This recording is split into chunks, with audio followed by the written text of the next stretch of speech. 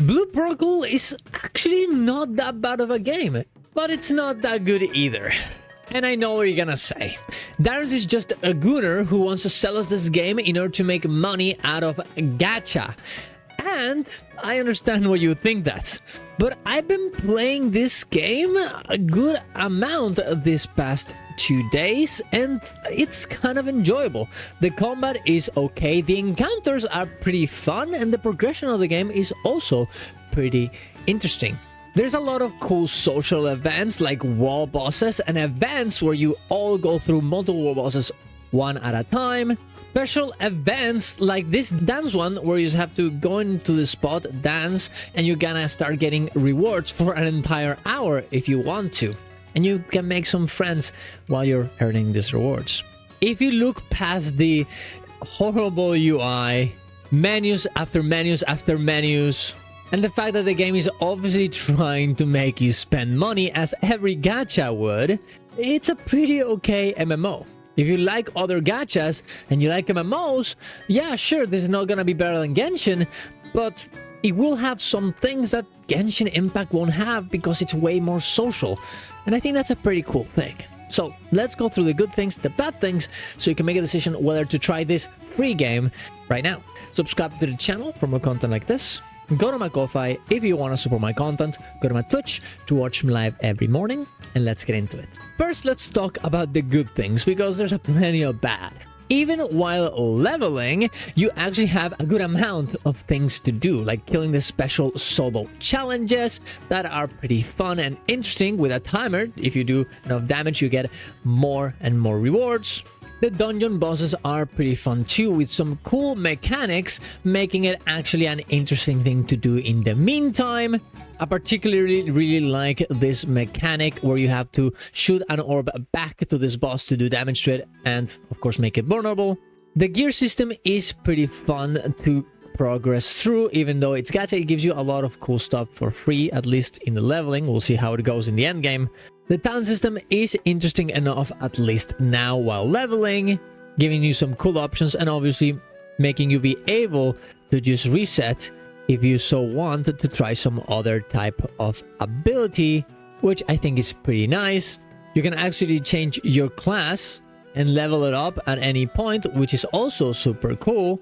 And there's an insane amount of different events that you can do, like the Wall Boss Crusade, the dungeons, the guild activities, the special events that happen from time to time, like the dance, Starlight Fireworks, and the Ancient City Patrol. There's also crafting as well, which is also fun, and a lot of achievements that you can do by slaying certain enemies and collecting others, fishing. It just has a lot to do, and it feels very alive, very social. Everything seems that it's worth doing. It also has auto movement, I guess. If you want to go to a place that you don't know where to go, you guys just click on it and put navigate, and it'll just go in the fastest way possible, which I think is honestly pretty cool for a chill game like this. In World of Warcraft, for example, I wouldn't really like something like this because I'm really paying attention to the game in a lot of ways, but this game is obviously, it's a gacha game, it's way more chill. I think it's okay to have it, especially when the movement in this game is not best, I'm not gonna lie, which we'll get to at the end. Now let's talk about the monetization. The monetization is, well, it's gacha monetization. There is two main currencies right here. One that you earn just by playing the game. The other one that you get by doing very particular achievements and in very specific situations in the game. And both can be bought with real money. Now, why is there two versions of it? Well, one is bound to you and you cannot use it to exchange into the other currency. So, for example, this one right here is bound, so you can only use it to buy items. This one right here is bound and can only be used to get items. But these ones can be interchanged in between each other. So you can use this this Luno to get this red orb, and then this red orb to get this one. But these ones are the same, and then they cannot be interchanged. They can only be used to buy the items. It is very dumb. It is obviously made so you can't buy all the items that you want in the trading post from other players and make it a bit more complicated. So you have to actually pay with real life money. It's very annoying, very stupid, very convoluted, and it serves no purpose. There's obviously also a season pass, because of course it is. A sign-up reward, because yeah, And there's also 50 million other items and currencies like honor coin, and it's just filled of an insane amount of stuff that you're gonna have to farm for or buy in the trading post. Now, a lot of the things can only be acquired through actually playing the game, which I think is actually pretty cool. And it's pretty easy to tell where they actually come from because you can just click on it and it will tell you. That's a pretty positive thing. At the very least right now, it feels like everything is pretty easy to get and it kind of flows perfectly with each other. That being said, I'm sure that's not going to be the case at the end of the game. It's going to be very confusing, very convoluted, and it will become harder and harder to actually compete without using real life money. So, is that a good monetization? No. Is it super bad? Not either. But it is a gacha game, so what did we expect? Now let's talk about the bad things, and there are a lot of bad things. The first thing is the auto combo mode. Now, I was under the impression that this worked like the one button rotation in WoW. You press 1, 1, 1 and it does the rotation for you. It changes the abilities on the same keybind, which in my opinion is pretty good. It teaches you how to play the game, and I have a whole series on me using this button to get 3k rating in World of Warcraft. And when I read this, that's what I thought. This feature can be activated via a hotkey, allowing the character to cast skills based on a preset logic. In auto combo mode, you can still move, jump and manually use skills without interrupting the auto combo. I thought it was the exact same as the World of Warcraft one. But if you indeed activate it, look at this. It's just gonna start doing it, no hands.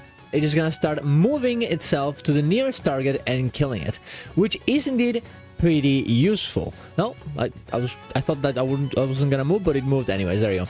As you can see here, when it doesn't see anything around it, it will stop. But then as soon as something appears, it will go again and attack, which is a pretty big problem in an MMORPG, as this will make it so, well, everything that you get from this type of enemies will get farmed over and over again, incentivizing you to just leave your character by itself casting and farming for you while not actually playing the game. Now, right now, this is not very useful, I don't think. Killing these very low-level enemies doesn't really do anything, and the range of this ability is not that big, as you can see here.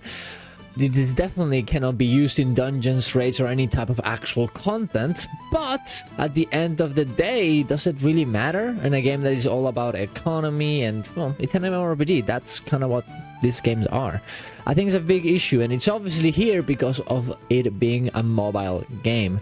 So I really hope they remove this or change it in some way to make it more like the WoW one, but we'll have to see. The other bad thing is the actual story. It's not very good, it's very uninteresting, and I would heavily recommend you to just skip it if you don't really care. The main story is just go from point A to point B. Talk to an NPC, talk to the next NPC over and over and over again. There's not really that many interesting encounters. Sometimes there are, just like you can see right here, but most of the time it's just talk. The cinematics are fine, but everything in between the cinematics is pretty unimmersive. The way that each of the characters images just stand still in the background. I don't know. It doesn't really fit or make me immerse into the story at all. It doesn't also help that everything is time gated between different days. Day 1 we got the Goblin Slayer, but there's still the Master rank that is time gated 15 days. Next day we got, well, after 2 days we got the Chaotic Realm. And in 2 days we're gonna get the Towering Ruin, right? Everything on the game is time-gated. The story, the content, everything. And I kind of understand you don't want people just rushing to the end game and leaving everybody behind. I kind of get it in some ways because I kind of forgot that this game came out. It was very beneficial for me because I could actually test it without feeling like, oh my god, every streamer is just blasting his max level and I lost my chance.